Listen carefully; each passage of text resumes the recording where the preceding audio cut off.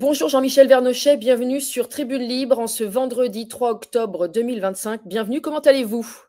Et vous-même, vous tous, vous toutes, l'automne s'installe de façon un peu, il s'installe à la hâte, mais c'est normal.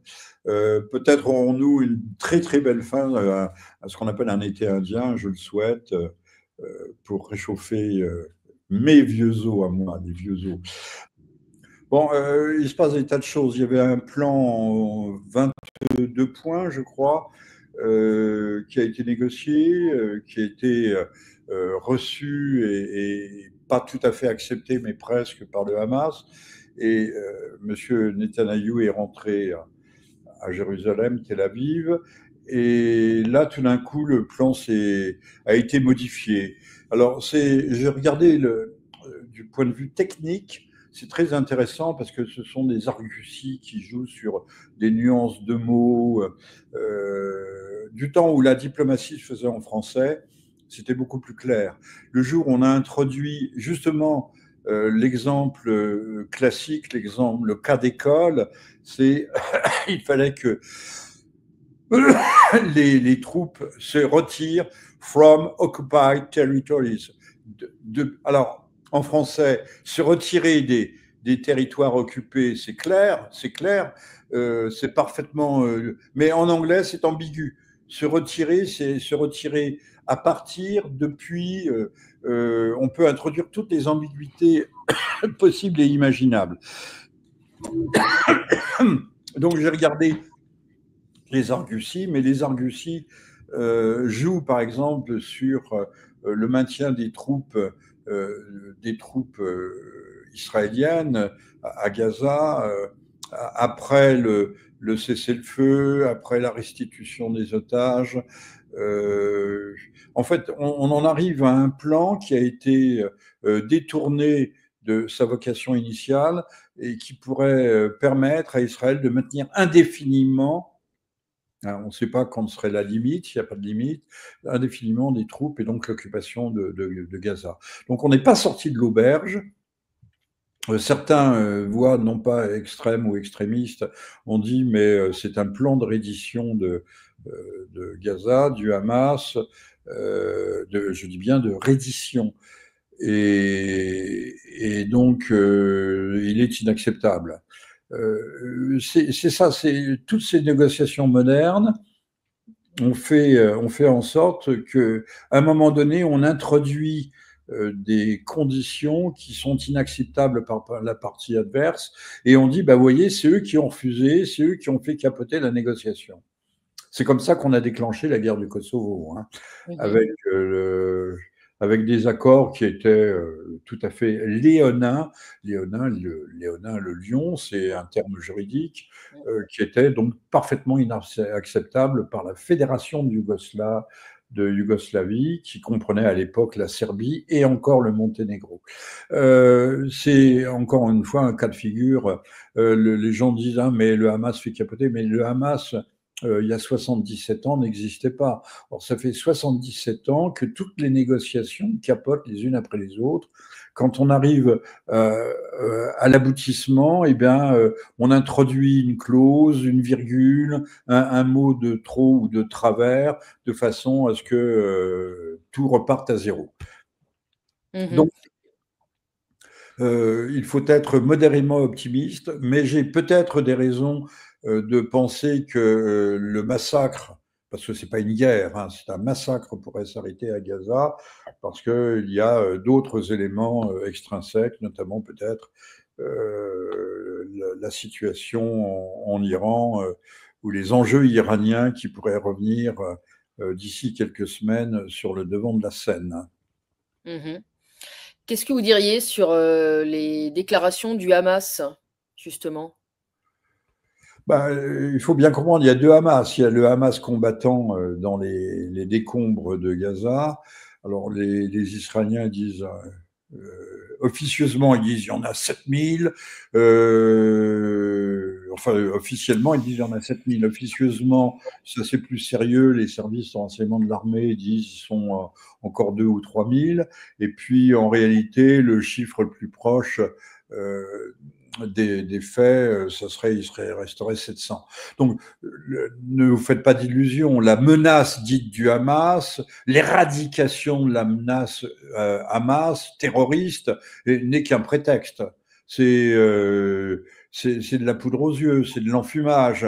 Aujourd'hui, il faut que la guerre s'arrête à Gaza. La guerre qui n'est pas une guerre, la disproportion des forces étant telle, il y a des gars peut-être avec quelques bazookas, des explosifs plus ou moins artisanaux, fabriqués à partir de la récupération de munitions israéliennes non explosées. C'est pas une guerre. Il y a des gars qui sont des rats traqués dans les décombres.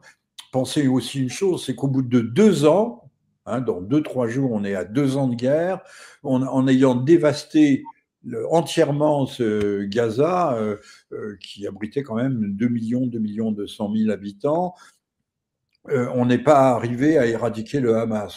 Donc ça veut dire que quand même les Israéliens ne sont pas si bons que ça, malgré l'aura légendaire qui entoure leur puissance de feu, leur puissance militaire, la puissance de leur renseignement. Alors, je disais, il y a deux Hamas, il y a le Hamas combattant sur place, et puis il y a le Hamas à Doha.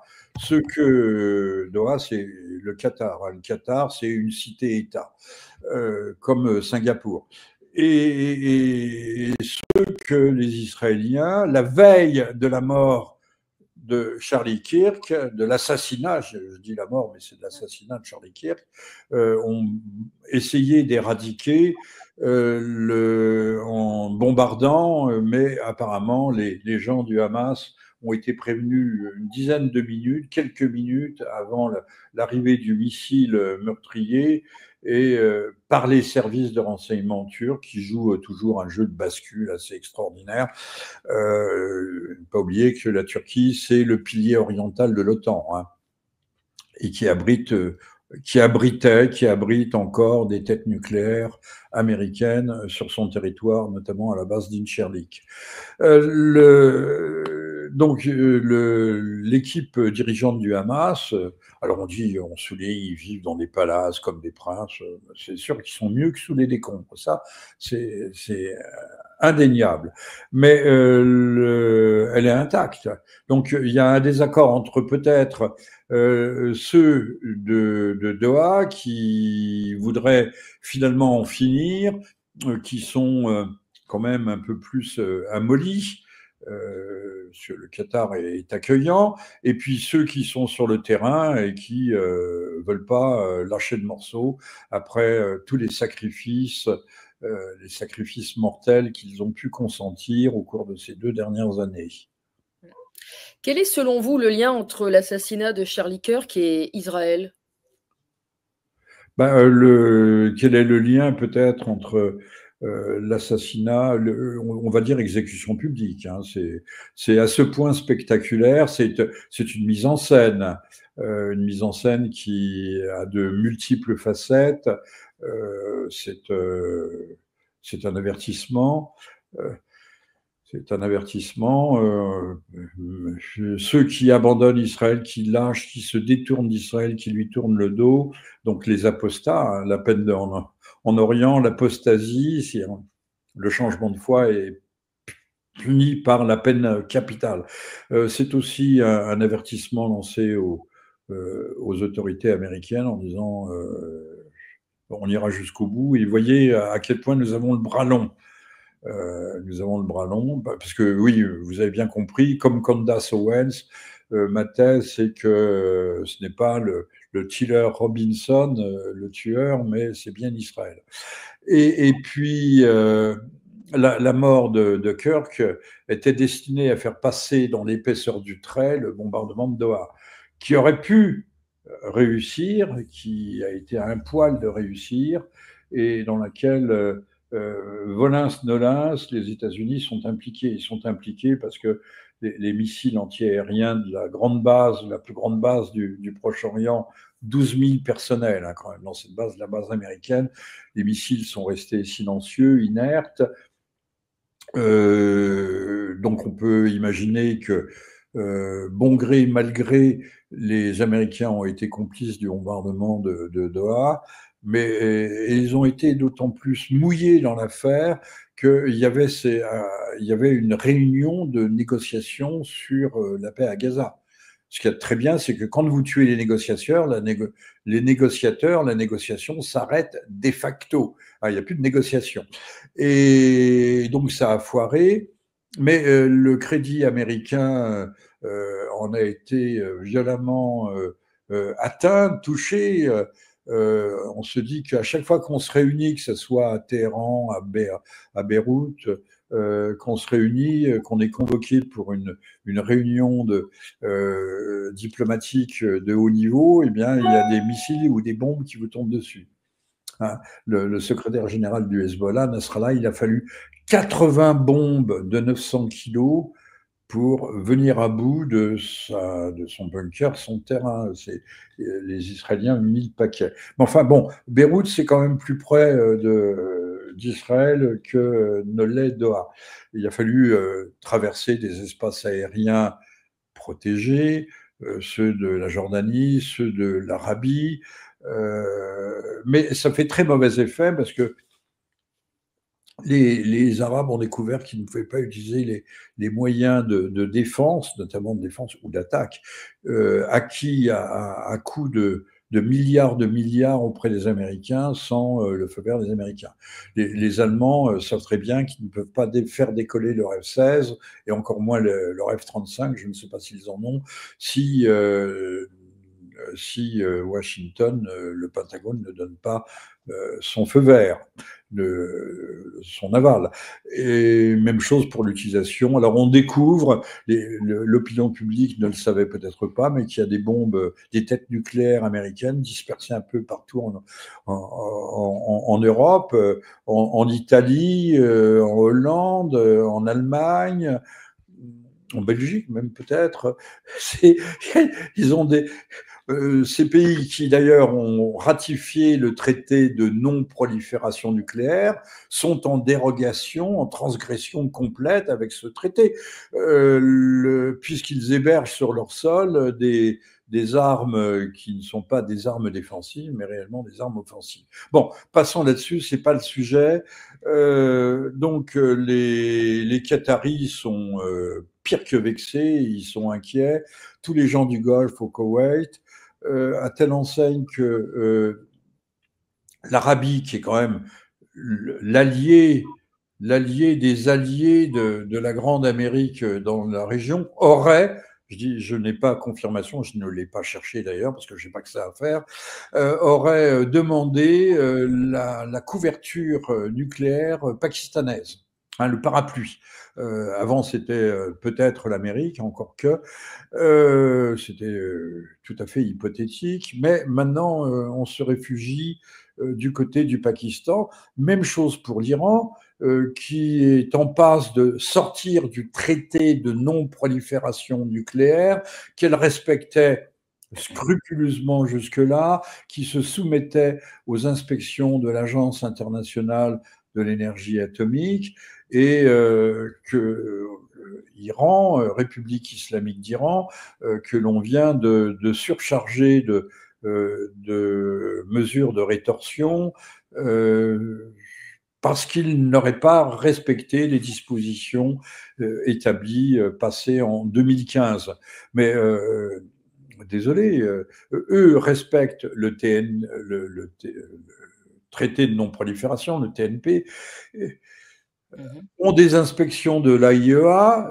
Israël, puissance nucléaire clandestine, qui refuse de l'admettre, mais qui joue habituellement de la menace nucléaire auprès de ses propres amis et alliés. Ne parlons pas de ceux qui ne le sont pas. Et donc, il y a un deux poids, deux mesures colossal, sachant que s'il y avait eu un projet réellement nucléaire, bien que Rafsanjani, en 2003, avait mis un veto absolu sur la détention, la fabrication, les transferts d'armes nucléaires sur le territoire, parce que c'est du point de vue islamique, je n'ai pas dit islamiste, hein, du point de vue islamique, c'était une faute morale gravissime. eh bien, cette arme nucléaire qui aurait dû être strictement défensive, c'est-à-dire dissuasive.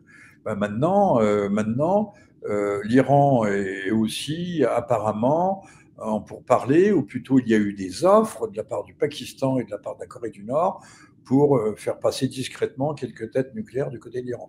On comprend que les États-Unis vont commencer à avoir le feu aux fesses, et Israël aussi. On déclenche des événements, c'est toujours l'apprenti sorcier, c'est le fameux golem pragois, on déclenche des événements qu'à l'arrivée, on est incapable de maîtriser. L'Iran se tenait à peu près, était sage, les choses pouvaient se négocier, s'arranger. On avait coupé le cordon ombilical entre l'Iran et le Hezbollah libanais. La Syrie était tombée aux mains des djihadistes, que l'on reçoit en grande pompe à l'Élysée et auquel M. Macron est allé faire des grosses caresses, des palpations diverses et variées à Washington. C'est extraordinaire parce que Al-Jolani, alias Al-Shara, c'est quand même Al-Qaïda. Al-Nusra, Al-Qaïda, c'est extraordinaire, alors qu'on juge à Paris des jeunes femmes qui sont allées faire le djihad en Syrie et qu'on reçoit le grand patron, enfin c'était pour l'État islamique, hein. Il y a un distinguo à opérer entre Al-Qaïda et État islamique. Le grand patron est fêté alors qu'il vient de massacrer d'un côté les Alaouites au nord, on dit 7000. Quand vous interrogez les Alaouites, ils vous disent 50 000. Enfin bon, eux, ils sont jugés partis, mais enfin bon, il y a eu véritablement un massacre. Même chose du côté de Druze, ce qui a permis à Israël de prendre une petite portion, de mettre la patte au-delà du Golan, de mettre la patte sur une partie du sud de la Syrie. Voilà, avec l'agrément, encore une fois, de nos gentils, de nos égorgeurs, vous les appelez par leur nom, nos égorgeurs modérés. Alors revenons à l'Iran, on comprend que là, on ne se trouve plus du tout dans le même cas de figure. Si l'Iran, qui est un obstacle vers l'Asie, vers la projection de puissance américaine sur l'Asie, sachant que les grands enjeux américains, c'est la mer du Japon, la mer de Chine, c'est vrai qu'il y a une menace qui pèse et cruciale, et ce qui pourrait expliquer l'empressement de M. Trump à vouloir régler la question palestinienne. Enfin, la question pas palestinienne, gazaoui. Palestinienne en général, puisqu'il a bien dit, il n'y aura pas, c'était une menace de M. Netanyahou, qu'on peut appeler aussi gentiment et familièrement Satanyahou. C'était une menace de mettre la main, de faire main basse, d'annexer la Cisjordanie. Et M. Trump a quand même dit, avec panache, une grande noblesse, a dit je ne laisserai pas annexer la Cisjordanie. Bon, très bien, mais il a peut-être. J'ai regardé la conférence de presse, hein, M. Netanyahou et M. Trump. M. Trump avait le visage fermé, dur, presque tendu, presque méchant, et M. Netanyahou, lui, était blême, pour ne pas dire livide. Il était blême. Moi, j'ai eu le sentiment qu'on lui avait tordu le bras dans le dos, et très violemment même. On lui a peut-être tordu aussi autre chose. Humour à la Vernochet. Hein. Très bien. Et que d'ailleurs, l'assassinat de Charlie Kirk, intervenu le lendemain même des frappes de Doha, était peut-être destiné à dire c'était pas on a loupé Doha, mais parce que l'assassinat de Kirk était prévu depuis un certain temps. De dire, vous voyez, rien ne nous arrêtera. Nous avons le vent en poupe, c'est-à-dire le vent derrière nous qui nous pousse, et nous sommes maintenant en roue libre. Voilà, parce que visiblement, je savais, tout le monde savait qu'il y avait des négociations en cours, qu'il y avait un plan américain, mais je ne savais pas que M. Netanyahou était prévu de visite à Washington. Donc ça ressemble exactement à une convocation. De même que le voyage 2 jours après la mort de Kirk, le voyage de Rubio, le secrétaire d'État aux Affaires étrangères, donc le secrétaire d'État tout court, à Jérusalem, Tel Aviv, ne semblait pas être au programme. C'est au cours de ce voyage que M. Rubio a dit et répété l'Amérique soutient de façon indéflectible Israël, donc aussi éventuellement les grands massacres de Gaza. Donc il y a eu tout un ballet diplomatique assez étonnant qu'évidemment nos journalistes qui sont de très grands professionnels, personne n'a analysé ça, personne n'a été surpris par ci ou par ça, personne ne s'est véritablement interrogé.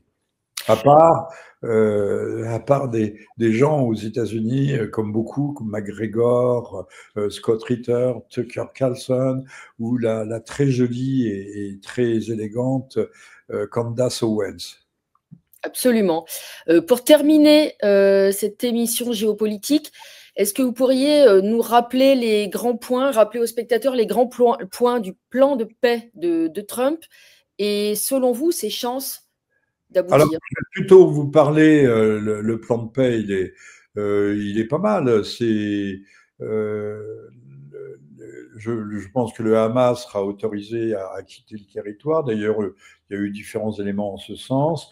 Mais les troupes israéliennes devaient se retirer en deçà d'une ligne de sécurité, mais toujours une ligne de sécurité à l'intérieur de Gaza. Les otages, il y a quelques jours, il y a quelques temps, quelques semaines, on nous disait 50 otages. Maintenant, on parle de 20 otages. Israël réclame les otages morts ou vifs, donc les corps de ceux qui ont été.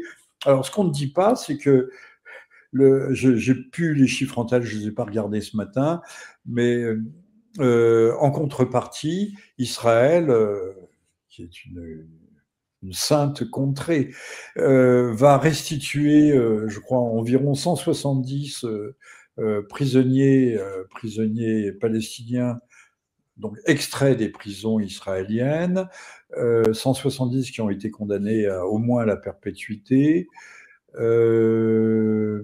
Et par ailleurs, plus de 1700 prisonniers administratifs, dont des femmes et des enfants, qui, eux, étaient des prisonniers, mais pas des otages. Donc, ça explique aussi la crise des otages. Mais ça, vous remarquerez à quel point notre presse est discrète, archi-discrète sur la question. 20 otages d'un côté, et de l'autre, 1700, plus les 170 qui avaient été condamnés, les 1700 étant la plupart du temps, ou en majorité, en totalité, des prisonniers administratifs, c'est-à-dire des gens qui n'étaient jamais passés en jugement. On a rattrapé un gamin parce qu'il lançait un caillou, ce qui est très bien, très vilain, pardon, pas très bien, très vilain. Et il est en prison, on le mettait en prison, sine sans jugement, sans souci, dans des conditions qui apparemment n'étaient pas extrêmement conformes aux exigences du droit humanitaire européen. Alors, quand même, il faut dire un dernier mot de la mort de Kirk. En dernier ressort, M. Netanyahou, puisque les deux choses sont liées, immédiatement après la mort, mais quelques minutes après la mort, une demi-heure, s'est fendu d'un communiqué dans lequel il mentait en disant « Ah, c'était un ami extraordinaire d'Israël, d'ailleurs je l'avais invité », oubliant de dire que Kirk avait décliné l'invitation, donc, et qu'il avait commencé quelques semaines avant sa mort à refuser. Non, les financiers israéliens qui abondaient les caisses de Kirk avaient cessé leur paiement et Kirk, depuis plusieurs mois, commençait à refuser, à se détacher et à se détourner d'Israël. C'est pourquoi j'ai parlé tout à l'heure d'apostasie. Un homme qui se détourne, vu son influence, complètement ignoré en France, à commencer par votre serviteur. Vu son influence, il devenait un danger justement pour les négociations, pour les grandes manœuvres militaires, diplomatiques, politiques, géopolitiques en cours. Alors, par ailleurs, il faut dire qu'il était suivi par des millions de personnes, hein, pour donner une idée de son minimum influence. 5 millions. Oui. Minimum 5 millions. On sait que Kirk a joué un rôle dans l'élection de Trump. Par son rôle auprès de la jeunesse, il avait pris son bâton de pèlerin et faisait le tour. Il a fait le tour de centaines d'universités à travers les États-Unis. Toujours avec comme arme le dialogue. Alors on peut dire ce que l'on veut sur Kirk, etc. Mais enfin bon, c'est un homme qui avait du poids. Et donc aujourd'hui, on sait pertinemment que Tiller Carlson, qui aurait abandonné un tournevis avec ses empreintes génétiques sur le toit, d'où il aurait tiré. Avant, les empreintes génétiques avaient été soi-disant trouvées sur une serviette de bain qui entourait la carabine abandonnée dans des bois. C'était la première version, parce que c'est l'incohérence la plus absolue. Il y a 50 versions qui ont circulé. D'ailleurs, on voit des images avec une carabine à lunettes. Normalement, c'était une Winchester, mais une Winchester de gros calibre qui aurait dû, si Kirk avait été touché de face, emporter tout l'occiput de Kirk. Il aurait dû mettre de la cervelle sur toute la toile derrière. Et éventuellement blesser ou tuer les gens qui se trouvaient derrière lui. Donc on voit ce truc qui est abandonné. Les images qui nous montrent un gars sautant du toit, visiblement ne porte pas d'armes. Moi, j'ai pas vu de sac à dos, mais j'ai pas fait mais il saute comme un écureuil ninja de première bourre. Et donc, voilà, on le voit aussi, on a des images de Tiller Robinson, j'ai dit Tiller Robinson, et pas Tucker Carlson, mais Tiller Robinson, on le voit dans le couloir avec un petit sac à dos, mais il n'a pas de carabine à la main.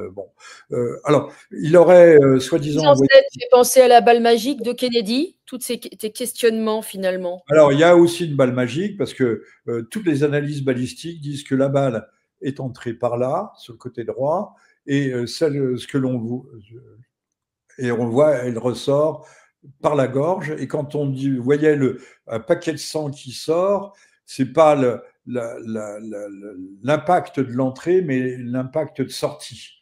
Donc la balle serait ressortie là. Ce serait perdu sans doute dans l'avant-scène qui était gazonnée, qui a été bétonnée depuis. Tout de suite après la mort de Kirk, on voit un technicien qui vient démonter la caméra qui est derrière lui, qui a dû filmer quand même un certain nombre de choses. Que dire d'autre? Oui, il y a eu soi-disant un échange sur un réseau plus ou moins crypté entre Kirk et ses amis. C'est pour dire... j'ai dit Kirk, non, Tiller Robinson, le tueur, pour lui dire qu'il allait passer à l'acte, sauf que cette plateforme de dialogue dit qu'il n'y a jamais eu de message. Donc vous voyez, on ment à tous les étages, et pour, encore une fois, des Tucker Carlson, qui avait un rendez-vous avec Kirk en décembre pour débattre avec lui de la responsabilité d'Israël. Oui, la balle serait arrivée, donc vous voyez, par ce côté-là, par le côté droit, tiré de pas très loin d'ailleurs. Et donc, il devait débattre de la responsabilité d'Israël dans le 11 septembre, qui est de plus en plus un secret de polichinelle, devient un secret de polichinelle, c'est su dès le départ. Dès le 11 septembre 2001, tout le monde sait ça.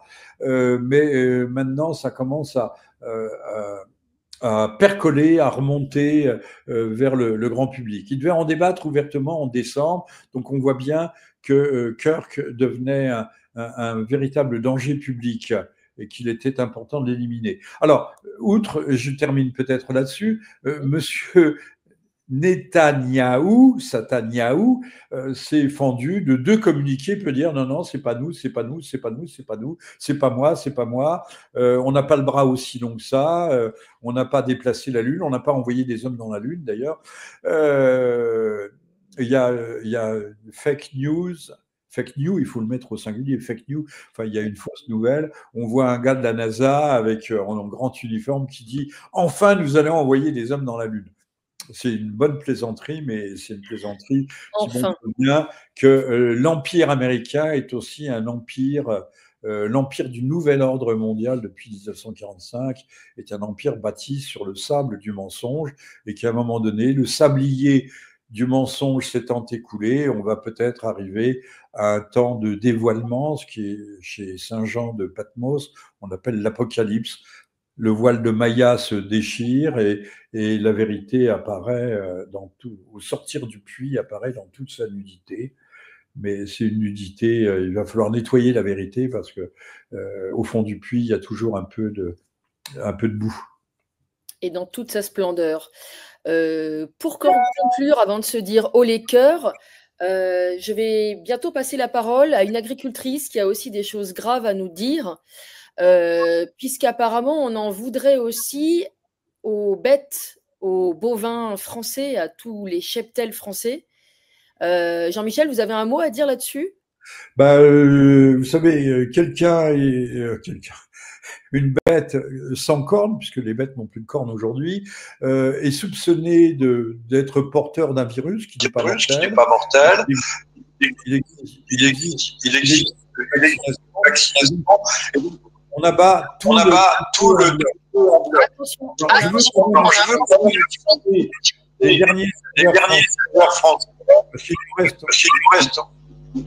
qu'il reste encore en France qui refusent de brûler les cornes de leurs vaches avec de l'azote liquide, et cela c'est très bien, mais je pense on a fait la même chose avec le cochon hollandais ou les bovidés hollandais.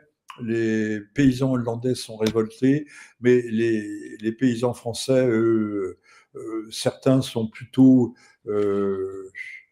assez à l'aise et adhèrent à la FNSEA qui se moque d'eux depuis 40, 50 ans, un demi-siècle au moins, et donc marche dans la combine. Et on est en train de faire place nette pour l'importation massive de bœuf argentin. Merci le Mercosur.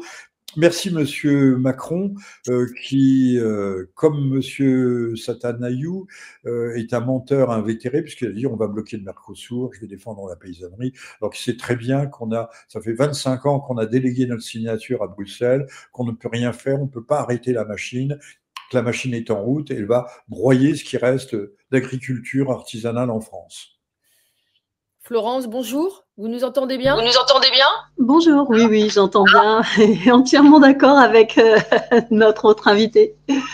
Oui, le but est de faire disparaître la paysannerie française. Et là, tous les moyens sont bons pour nous éradiquer. Mais pas que les paysans, parce que quelque part, comme disait Hippocrate, notre meilleur médicament, c'est notre aliment. Donc, nous empoisonner. Évidemment.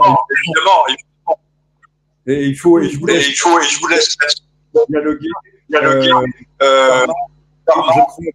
crois que le Covid va consacrer 70 milliards d'investissements dans des nouveaux médicaments, alors que partout la vérité est en train de percer. Je parlais de l'apocalypse et de la révélation, à savoir que les vaccins ARN, acide ribonucléique messager, n'étaient pas au point et qu'on a inondé la planète avec ça. Mais là aussi, des populations des et peut-être des populations des hommes tout court. Bon, je vous dis au revoir. Merci Jean-Michel Vernochet. Au revoir Florence et à bientôt. Et je vois, il y a une jolie. C'est quoi? C'est une Pardon, je coupe mon micro. Pardon? Il y a un problème de son avec Florence. Alors, oui, quand on est tous les deux connectés, je n'entends plus Monsieur Vernochet. Du coup, c'est pour ça que je coupe le son le temps qu'il parle. Le joli piston qui était derrière vous. Voilà. À oui, bientôt. Oui. À bientôt. À bientôt. À bientôt, Jean-Michel. Merci beaucoup. Eh bien, Jean-Michel, il a entièrement raison. Oui. Il a entièrement raison pour ces vaccins ARN. Oui. Et actuellement, alors je vais après parler de la DNC, mais les vaccins ARN pour auto-répliquants, auto-amplifiants pour la volaille, on est en France en zone expérimentale et on sait pertinemment que c'est dangereux pour les consommateurs. Donc on a commencé par les canards et je conseille vivement aux Français de boycotter les canards vaccinés puisque après ça va s'étendre aussi à la volaille, aux bovins et tout ça. C'est pas que c'est pas performant. Je dirais qu'à ce niveau-là, c'est de la malveillance. Ce n'est pas de l'incompétence. Les canards, lesquels sont à boycotter? Alors, dans l'immédiat, c'est tout ce qui est élevage de plus de 250 bêtes. On les oblige à vacciner à l'ARN messager auto-amplifiant, auto-répliquant. Sauf que de ce que j'ai cru comprendre de Jean-Marc Sabatier, qui est ancien directeur du CNRS, mais toujours directeur de recherche au CNRS, ces cellules qui se multiplient continuent de se multiplier à l'intérieur de nous après la consommation. Parce qu'ils ont fait des tests et après 65 heures de cuisson à 80 degrés, ces saletés continuent d'exister. Il n'y a pas moyen de les éradiquer. Donc, c'est pas un magret saignant qui va nous sauver du tout. Au contraire, c'est dangereux. Et comme je le disais, ils veulent l'étendre à toutes les volailles et aux vaches. Donc, quand ils commenceront par les volailles, soyez pas surpris après de faire cocorico. Oui. Bah oui, parce qu'on aura de l'ADN de volaille dans notre système à nous. Bon. Très bien. Du coup, revenons. Ah oui, merci de partager. Qu'est-ce que la DNC? On va Il y a un écho. Alors, la DNC, c'est la dermatose nodulaire contagieuse. C'est une maladie qui n'est pour ainsi dire pas mortelle chez la vache, qui ne se transmet pas à l'espèce humaine, qui provoque une baisse de rentabilité sur l'animal, c'est-à-dire que le producteur de lait aura moins de rendement lait. Et pour la sauver de ça, puisque c'est une crise sanitaire majeure, enfin on se demande où, eh bien on va l'abattre, voilà, comme ça elle est protégée. Ou alors on va la vacciner, mais juste avant d'être abattue, parce qu'il faudrait la protéger de mourir de la DNC avant d'être abattue. Parce que ça, ils imposent à certains éleveurs, avant d'amener à l'abattoir, de vacciner les animaux dans les 24 heures qui précèdent le décès. D'accord.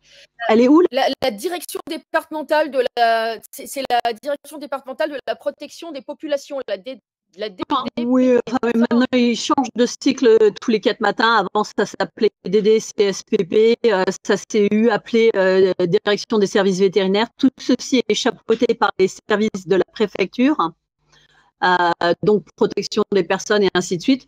Il n'y a rien à protéger, les gens ne sont pas menacés. Donc en quoi c'est une crise sanitaire?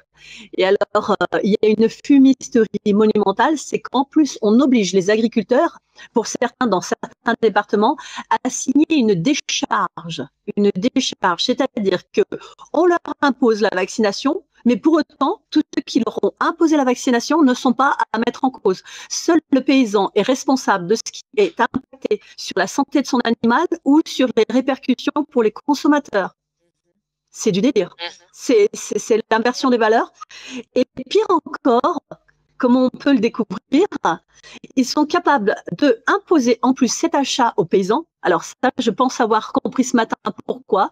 C'est pour dire qu'en fait, ils sont totalement d'accord avec ça, puisqu'ils l'achètent, c'est qu'ils veulent cette vaccination. Non, sauf que c'est imposé. Et alors, pire encore, c'est périmé. Il y a des vaccins périmés. Alors là, pour le coup, pour la DNC, c'est autorisé. On peut rallonger le 24 mois et plus pour protéger nos bêtes avec des vaccins périmés.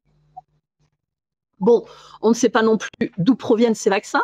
On ne sait pas qui les fabrique, les composants et ainsi de suite. On n'a aucune certitude de la qualité du produit. On n'a aucun retour sur les effets secondaires en matière de consommation humaine. Et alors moi, je prends toujours mon cas personnel comme exemple. Quand j'étais petite, ma maman, elle aimait bien acheter chez le producteur. Donc, elle allait acheter du lait chez le paysan d'à côté. Le paysan a vacciné contre la fièvre afteuse. J'ai consommé bébé ce lait et j'ai attrapé la fièvre afteuse. est-ce que dans le cas de la DNC, ça ne peut pas de la même façon se transmettre à l'espèce humaine? Ça va nous créer une autre épidémie. Ça fait beaucoup d'informations à digérer. Hein. Tout à fait, absolument. C'est assez scandaleux. Quels sont les filières d'approvisionnement à boycott de son énorme? Oui, il y a un petit problème. Disons que le problème, c'est de connaître la provenance, la transparence de où ont été abattus ces animaux, puisque avant abattage, on impose la vaccination. Pour les protéger de quoi, on ne sait pas, mais en tous les cas, ce n'est pas pour nous protéger, nous. Avant abattage, ça n'a aucun sens. Ça n'a aucun sens, mais il l'impose. Moi, j'ai une agricultrice, je pourrais te partager les audios, qui disait qu'elle n'a pas le droit de mettre ses animaux à l'abattoir si elle ne les a pas préalablement vaccinés. C'est quoi l'intérêt? Ce sont des animaux en bonne santé, ils sont sains, et on va les vacciner avant de les tuer? Après, comme beaucoup d'épidémies, vacciner en pleine épidémie, c'est un non-sens. On a découvert aussi que il est marqué qu'un troupeau vacciné n'est pas protégé de l'euthanasie. Ils sont capables d'euthanasier le troupeau parce que, évidemment, sans dépistage préalable, si on injecte un animal qui était asymptomatique, on charge financièrement le dépistage de chaque animal avant de l'injecter. Non, on fait ça de façon globale, tout le troupeau. C'est-à-dire que tous les animaux ont la même immunité. C'est un peu comme les êtres humains. Nous avons tous la même immunité. L'immunité naturelle n'existe pas dans notre gouvernement. Alors que quand on regarde la littérature, les scientifiques disent qu'au final, il faudra en venir à l'immunité naturelle. Donc, qui gouverne ce pays? C'est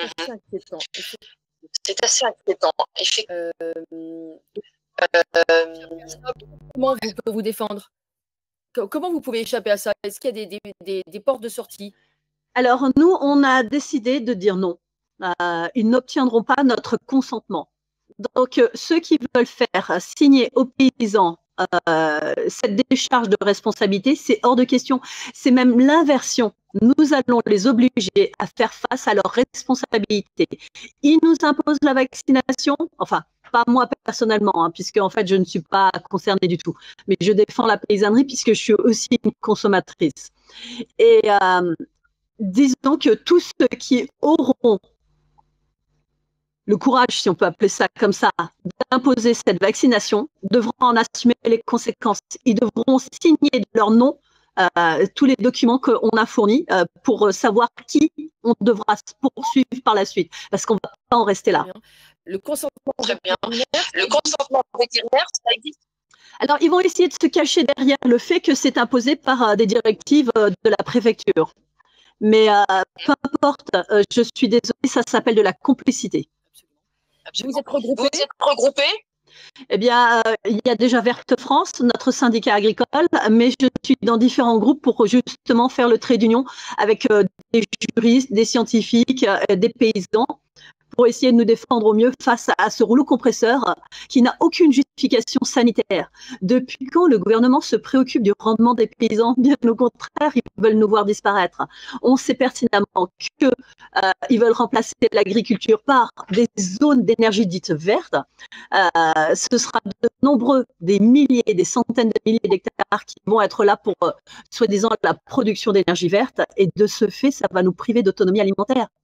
Et ce qui veut dire qu'on va consommer des produits issus du Mercosur avec aucune traçabilité, aucune réglementation, ce qui fera de nous de bons patients, si on peut appeler ça comme ça, puisqu'on sera malade.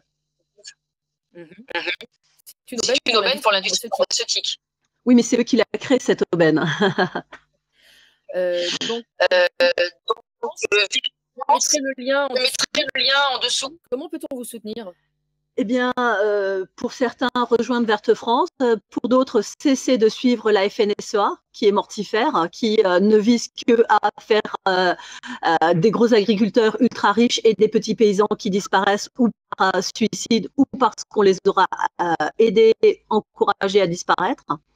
Donc, oui, Verte France, c'est un syndicat qui est totalement autonome, indépendant, qui ne raquette pas ses adhérents et on vous soutient réellement énormément. Alors, c'est du travail de bénévolat, je tiens à préciser, mais on va essayer de diffuser un maximum sur notre réseau TikTok, puisque malheureusement, on est un peu boycotté, blacklisté sur les réseaux sociaux et c'est compliqué. On a eu aussi fait un faux départ avec un mauvais président. Là, maintenant, on a un nouveau président qui est intègre, qui est honnête, qui veut réellement défendre la paysannerie, la ruralité.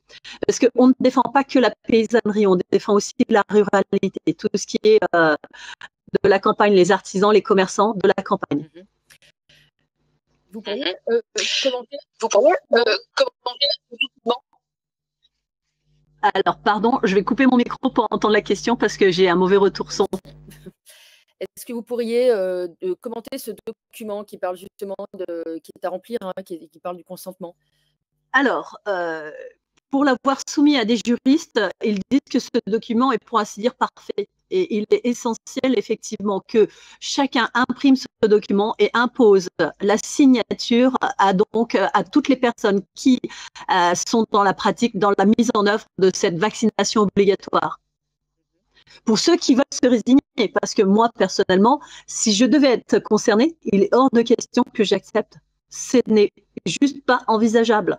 Il n'y a aucune raison sanitaire à injecter un animal avec des produits dont on ne connaît rien. Je suis même pas sûre qu'il y ait d'agrément sur le territoire européen. J'ai entendu parler justement qu'il n'y a pas d'AMM sur le territoire européen. On ne sait pas qui le fabrique, comment c'est fabriqué, l'efficacité. Il n'y a aucun retour. C'est un peu facile de nous imposer quelque chose en nous disant c'est merveilleux, ça va vous protéger. De quoi? C'est un peu comme le Covid, ça n'a jamais empêché ni d'attraper ni de transmettre. Donc à un moment donné, tous vaccinés, tous protégés, c'est un mensonge. Ça rappelle, oui, furieusement cette crise Covid. Avec l'obligation déguisée en consentement. Parce que je suis désolée, mais c'était une extorsion de consentement. Et là, c'est ce qu'ils font. Ils font peur aux paysans. Alors ça aussi, c'est de la maltraitance humaine, pas que animale. Ils font peur aux paysans en leur disant, si vous ne vous soumettez pas, on va éradiquer votre troupeau. Et ils viennent avec les forces de l'ordre. La gendarmerie se permet de rentrer sur les propriétés. Et ils se permettent même d'aller voir les voisins en leur disant vous fermez vos volets, vous ne regardez pas, vous ne filmez pas, c'est interdiction. Depuis quand on interdit aux gens d'observer ce qui se passe? Parce qu'ils ne veulent pas de témoins de leur façon d'agir. C'est grave. Donc tous les agriculteurs qui seront en Oui. J'ai marqué sur mon compte TikTok personnel justement le numéro sur lequel ils pourront nous contacter sur WhatsApp pour qu'après on puisse repartager les informations, les documents en question. Maintenant, après, ils peuvent aussi les consulter sur votre site de toute évidence. Et le numéro de téléphone. Voilà, on n'est pas aidé par le son. Non, je suis désolée, mais ça, c'est dans toutes les interviews que je fais, dans tous les dialogues, les réunions. Comme de par hasard, c'est toujours compliqué. Une technique qui est ah bah oui, c'est autorisé par le gouvernement. Peut-être. En tout cas, c'est certain. C'est possible. On a du mal à communiquer. Pour avoir des connaissances dans les services de renseignement, voilà. On m'a confirmé que c'était une des pratiques pour un peu atténuer notre parole. Voilà. Oui, qu'elle porte un peu moins loin. Je vais relayer cette interview avec tous les liens utiles. C'est désagréable. Et je tiens à dire que tous les paysans qui veulent témoigner de leur détresse sont les bienvenus parce qu'il va falloir faire une sorte de collectif pour rendre la monnaie de leurs pièces à tous ces gens-là qui veulent nous faire disparaître parce qu'on ne se laissera pas faire. On ne se laissera pas faire. Ils n'ont pas notre consentement. On a décidé, nous paysans, de produire une nourriture saine qui convient aux consommateurs. Et il est hors de question qu'on corrompe notre façon de penser. Très bien. Ce sera le mot de la fin. Oui.